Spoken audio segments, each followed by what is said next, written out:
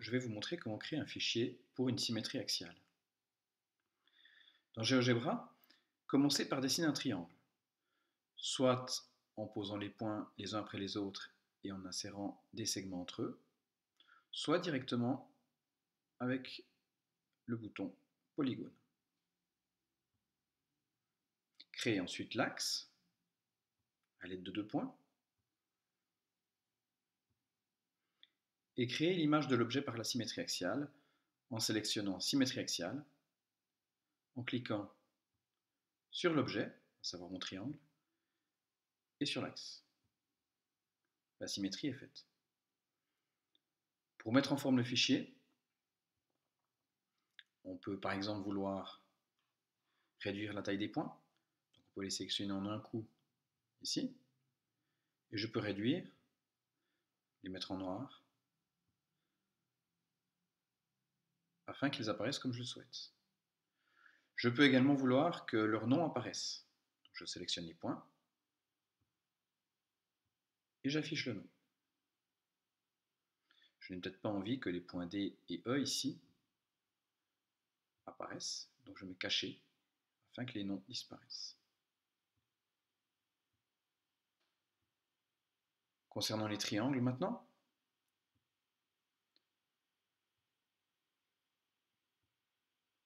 je veux qu'ils apparaissent en noir et je veux qu'ils soient invisibles à l'intérieur.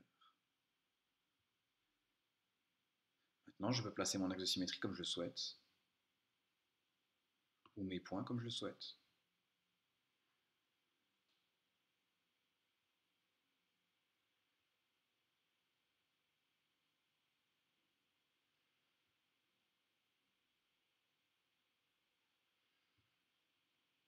Créons maintenant un fichier élève et un fichier maître avec le corrigé. Pour cela, on va créer un booléen qu'on va noter par exemple corrigé. Et on met corrigé égale true. Il apparaît ici, je l'affiche, ce qui m'indique ici qu'il est activé. Je peux activer et désactiver corriger. Maintenant, je vais demander à ce que le triangle image n'apparaisse que à condition que corriger soit sur true. Je vais dans les paramètres avancés et condition pour afficher l'objet, je mets corriger égale true. Et mon triangle disparaît. Je fais de même avec les sommets.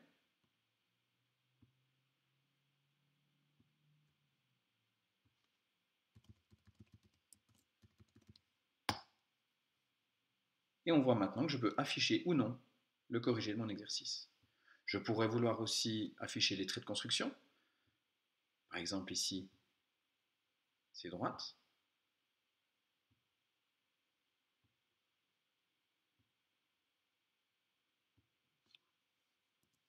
Que je peux mettre en forme, par exemple en trétillé.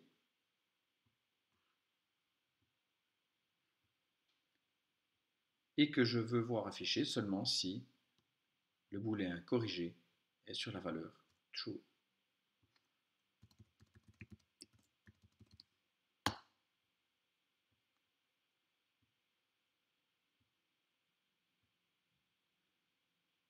Je déplace les noms de mes points pour qu'on les voit bien. Éventuellement, je peux changer la taille des caractères.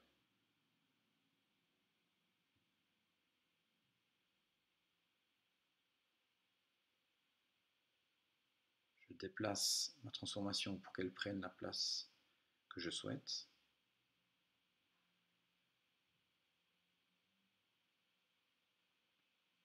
Et je n'ai plus qu'à exporter ce fichier dans Word. Pour cela, allez par exemple dans Exporter, Graphique, et choisir le format PDF. On fera ça une fois avec le fichier contenant le corrigé et une fois avec le fichier ne contenant que la consigne.